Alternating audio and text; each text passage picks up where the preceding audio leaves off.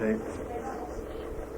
Were those the same kind of street lights that I remember being in Mount Pleasant with the tiny bulb and the big corrugated reflector? A reflector up around the thing above there. Those were the original electric lights then. Before that, we had arc lights or gas lights, and there'd have to be a man walk up Main Street, and when those things would burn out, they had I don't know what it was, a stick of some kind. They called them arc lights, I believe.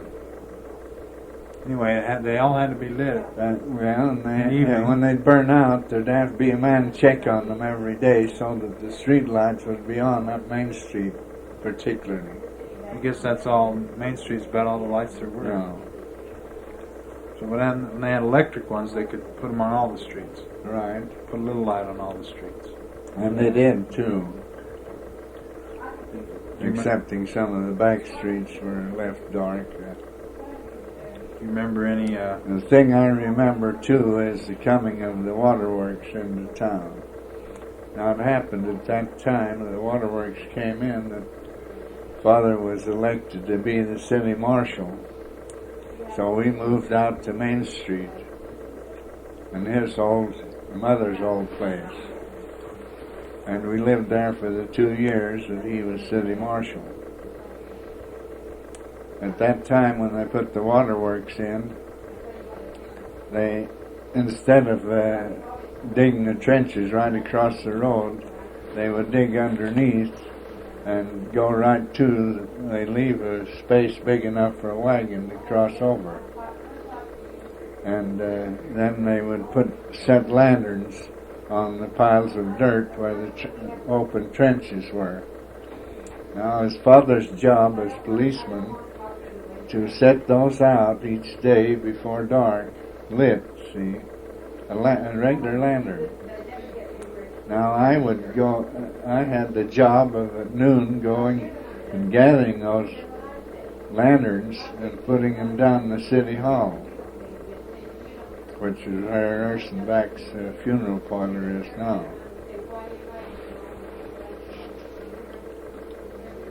So you gathered them and... I gathered them, and I was paid $1 for that job. That's the first $1 I ever earned, and I remember what I bought for it. That is, I bought one of these straw duffies. Uh-huh. You know what a straw duffy is? A hat? Well, those hard hats with the flat top. Uh-huh, yeah. I bought one of those. One of the kind they use with hat and cane. Oh. Well, that's the way kids used to wear them in those days. So how old were you when you earned your first $1? As I remembered, I was 9 years old when I earned my first $1. So he put these lamps lit on the dirt so that you could see not to run in the ditch. Wagons and the horses wouldn't run into them, because the people depended on wagons and horses to travel at night even as they did in the daytime. Was that a permanent arrangement, or did they smooth that over? Just till they got the work done. Work in. Now they laid wooden pipes with wire around them to hold them together, see. When you said that's a long story about those wooden pipes, because for years they had these wooden pipes, and whenever there'd be a leak in the water, and then they had to keep a man on to drill or dig down to those pipes and drive wooden wedges in to stop the leaks. Now, until they got iron pipes, and they had to use these pipes with wire around them and tar to sort of close off the leaks, and so that they could operate that way. Waterworks meant that each house had running water, or was that irrigation? No, that was water that ran in. We had one of the first bathtubs in Mount Pleasant, too. Inside bathtubs? Uh-huh. And that was about when? About when the water went in? It was right around 1900, it could have been 1903. So then you were about I was about 9 years old, you see, when we moved out on Main Street. Did that give each house a running water, or You know, and they had a they regular had a tap. faucet they could turn on then? Many of them had a tap outside. That would furnish them with water until they could get the plumbing done inside. So you had to have a pretty watertight pipe, else you couldn't get pressure for a faucet. Oh, that's right. So when it leaked, they just drive a wedge in there. They had old Brig Porter used to, for years and years, he worked on that job. And a leak, then he'd drive a wedge to tighten it. Yeah, he'd dig down and drive wedges in there, wooden wedges, and tar to fill them up. And you had an inside tap for your bath. We had a bathtub, one of the first ones that came to town. But you had an inside tap also. Oh yes, when we got the bathtub, we had the basin inside too. Did you heat water on the stove then? The stove, we had the kitchen range with what they called a tank on the side that would heat with a water jacket. They put inside. This tank was right next to the firebox. And the grate. I don't know whether you've seen one of these old stoves. This old black stove, yeah. With the grate in it and what we called a reservoir on the side. There we would heat our water for bathing to begin with. Did you have to fill it by hand and empty it by hand? With buckets or? Yes, it had to be filled by hand. Of course, we had the old kettles, water kettles. We stood on top of aluminum. We finally got aluminum. To begin with, they were sort of a sheet iron or tin affair. When did you remember having plumbing for hot water? That is, a faucet for hot water. Well, that gradually came so that every house had what they call a hot water tank inside, where the two pipes would run into this. The hot water out of it would run the hot water, and it would have to have cold water coming in from the outside, and that would add the pressure so that you could draw out the hot water for the bathtub and the basin, you see. But you don't remember just when? I bought several of those tanks. After a while, they would develop a leak in them or something like that, so we had to buy a new tank. Yeah. But do you remember? When do you first remember being able to have hot water on tap like that? I would say it was about 1905. Well, that's a good enough guess.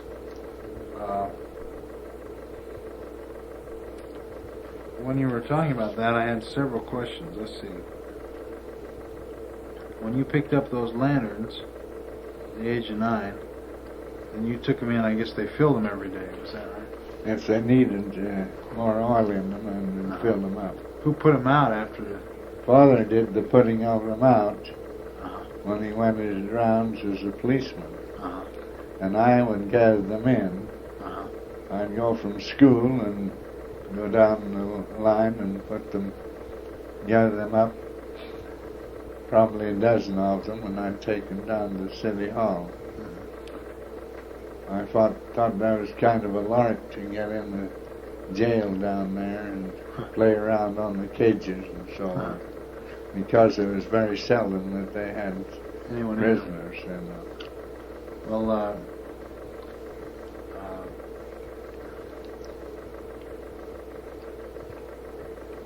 your father was the marshal. What were the duties of the marshal? Did you have any? Well, you ever have to? They were spoken of as a peace officer. You see, they were supposed to see that peace was kept and arrest the drunks and so on. At that time, they had saloons with swinging doors, and as we would pass back and forth to school, we would could see him, see the bars in the saloon and so on. Just like on The old western TV, town, you see. So you did have some drunks. Yeah, I remember seeing old Tom Wolsey and Father pick him up and putting him in jail. He was related to Dad. So he put him in jail till he sobered up. Yeah. Was there? This was kind of a common thing, you see. And jail was over a block north of Main Street, where Ersenbach's funeral parlor is now. Right with the city hall there. There's the city hall. That's the only city hall we had until they had the WPA in the Depression time when they built that new city hall up with public works, you know. And they built the armory with that, and they built the swimming pool with WPA labor. You see, they had to have civic works for the men to work on, and the national government, of course, furnished, I think, paid them about $40 a month. And you got that $1 for picking those lanterns up. How many days was that for? Oh, I must have been about 6 weeks that I gathered those lanterns. Did the marshal have to do anything else to keep peace? Do you think he ever had a real serious job to do? He picked up the drunks mainly because he didn't want them lay out in the street all night. He had to arrest the murderer once. Archie Burns murdered Jim Fisk, who was a saloon keeper, and he was fooling around with Archie Burns' wife. And Archie Burns went in the saloon there and shot him. Well, he didn't resist any, but Father had to put him in jail, and they had his trial. What happened? Well, they didn't kill him. He wasn't sentenced. He just stayed in jail. And of course, the idea of these western towns was that a man got in another man's home and was with his wife. That was a crime of passion. That was, in a way, an excuse for killing him. Sure. So was he moved from the city jail then to the... Oh, he was freed, and as I remember it, and I don't remember whatever happened to Archie Burns, but his brother became the sheriff, and he was killed too, over in Carbon County. There were two Burns men. The old man, Grandfather Burns, was shot when he went to arrest some fellows that were stealing sheep down at Ephraim. Clifford, what was it now? Coford and Mickle.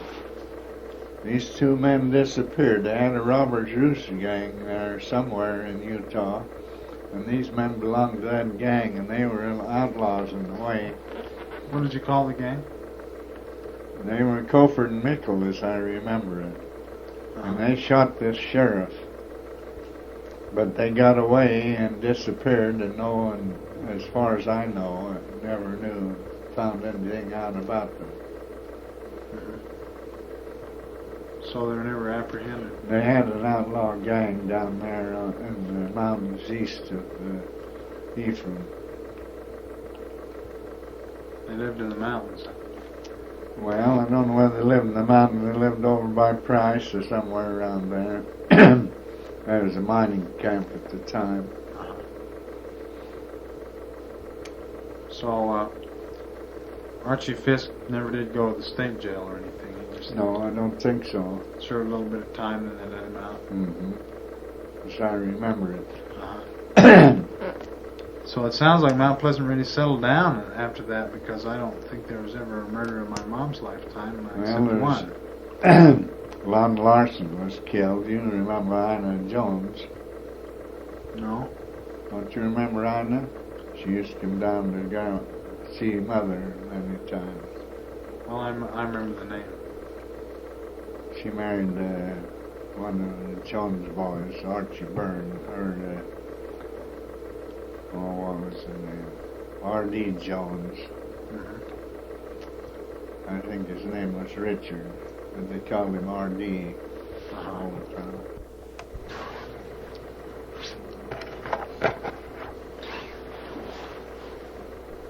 So he did have to arrest the murderer. Would you say that there was less crime? Or how long was he? Let me ask you, how long he was marshal? He was just marshal 2 years. They elected him for 2 years at that time. He went on the ballot, you see, to be elected. Uh-huh.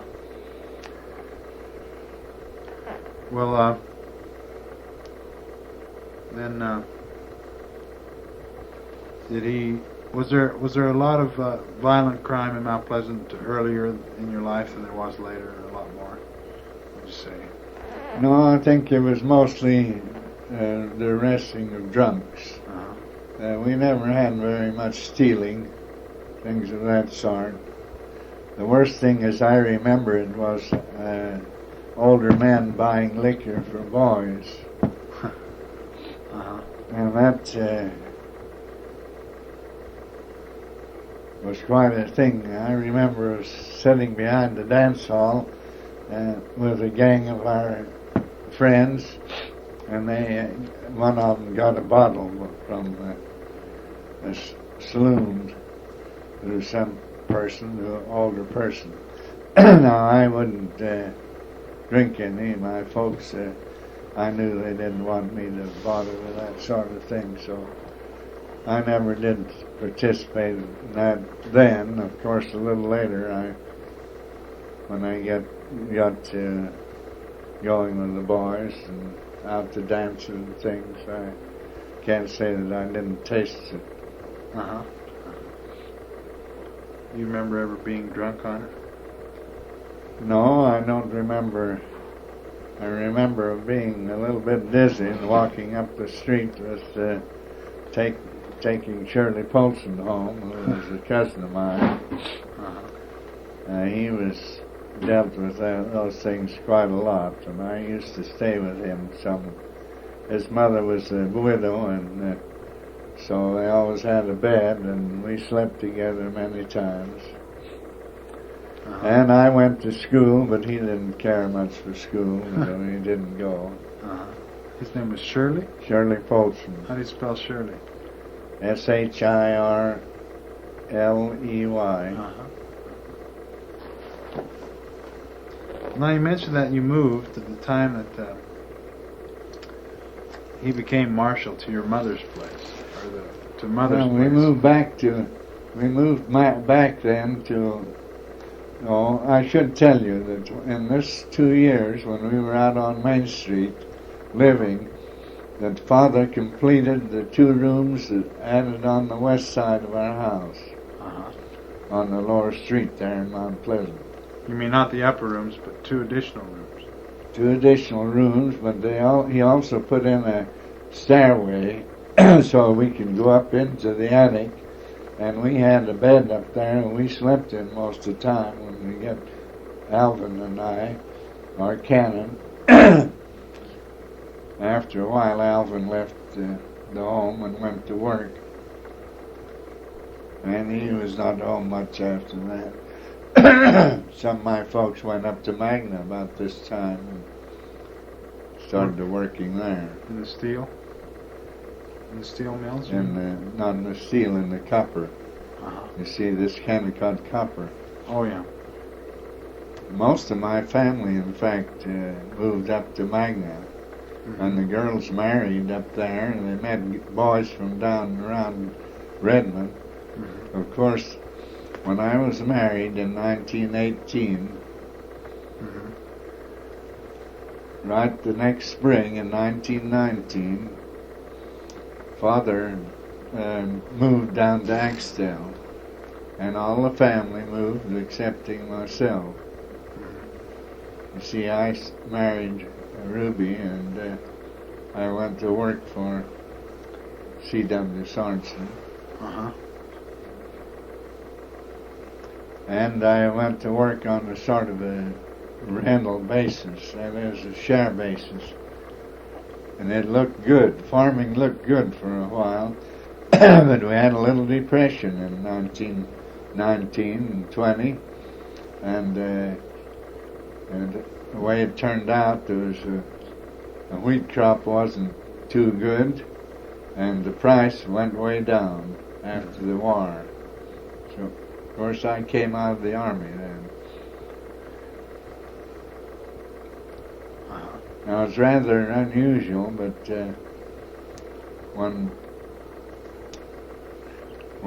I've skipped a part there. Fit in, if we follow chronologically, when I graduated from high school, I went on in the Army, and I signed up for the National Guard, and Cannon also had signed up for the National Guard. So we were mustered into service and sent down to Mexico, to the Mexican border, to take the place of a regiment that had been down there chasing after that bandit Pancho Villa. Uh-huh. I don't know whether you ever heard of that or not, but in 1916, the United States Army went down there to try to capture this Pancho Villa. And it happened that General Pershing was down there, a man that became the commanding general of the forces, American forces over in France. He had his introduction to Army life and by chasing this Mexican bandit down into They never did catch him. He was trying to overthrow the Mexican government at that time. So the U.S. Army went down to Mexico after him. They went down there, and they had a cavalry regiment there that they thought was the best in the army, a Negro regiment.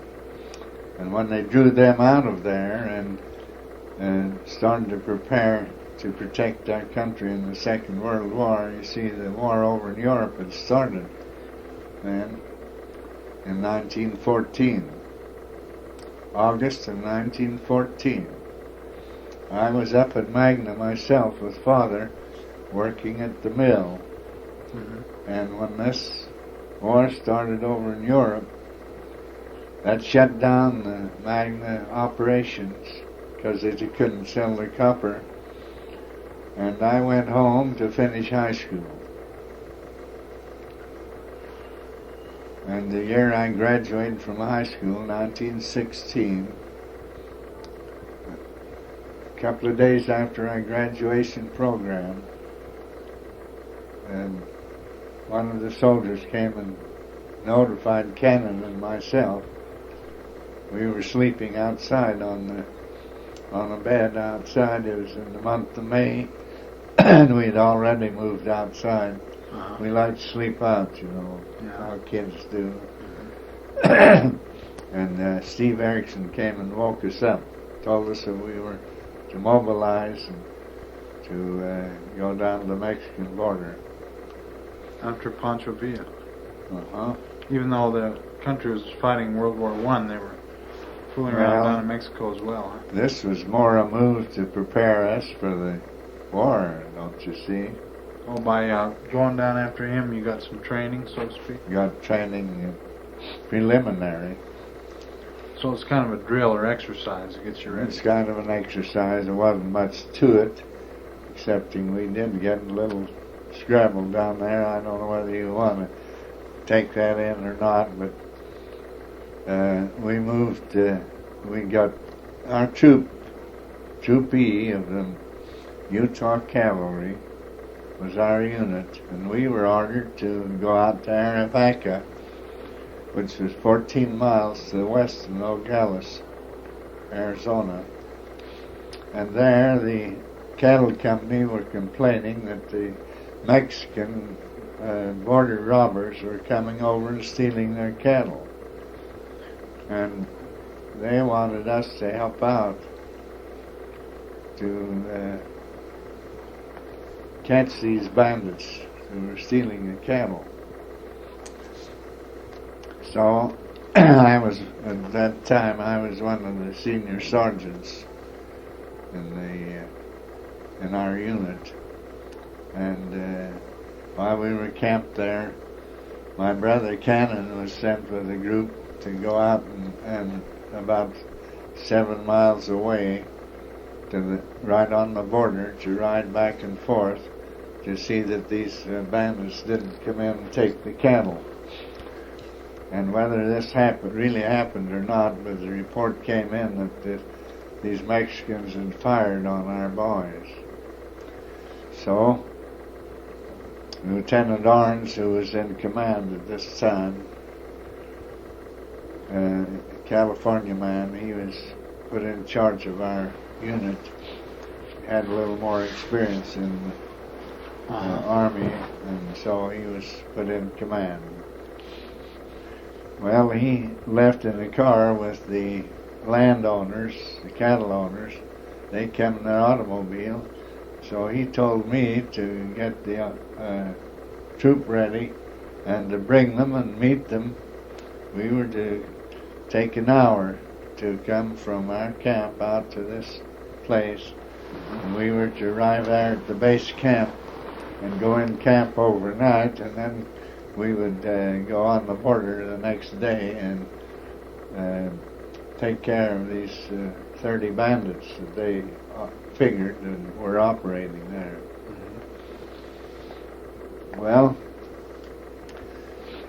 I'll never forget spending that night in the cowboy's cabin. There wasn't any furniture in the cabin. There was a dirt floor, and there was a post put up in the middle of the room with boards put out there, and there was a bunk built in there. And of course, all of the soldiers that we could pile on that bunk, we did, with our saddles, you know. Our horses were tied outside at the trail, and during the night... You mean there was a bunk for more than one person to sleep on there? Yes. Well, there's just this one bunk, but as many as could piled on the bunk, and the rest were around on the floor. How could you get many on one bunk? I mean, it was like one bed. Oh, we could lay about 4 across, you know. I remember anyway, I was laying with my saddle on there for a pillow. And during the night, I realized that a cowboy came in and hung up a half a beef in the fireplace. And during the night, this beef cooked. And of course, that was much better than the hardtack and canned woolly, we called it. We had corned beef. That's canned woolly? They called that canned woolly. And hardtack. Now, hardtack was sort of a shrunken, dry cracker, like it had bone meal in it. It was supposed to be good for the system to keep people up, and supposed to be healthy. Well, I'll never forget the next morning how we could break off a rib from that critter and gnaw on it and eat, and that really tasted good after the fare we had had. Fine eating. We were out early before sunup, and we're saddling our horses up around the trail, and all at once the bullets began to fire. There's a gap between the two hills, and just this house, this stone house where these people lived, where you right been that across night? in the gap, across over the line over into Mexico. Where the bandits lived? Yeah.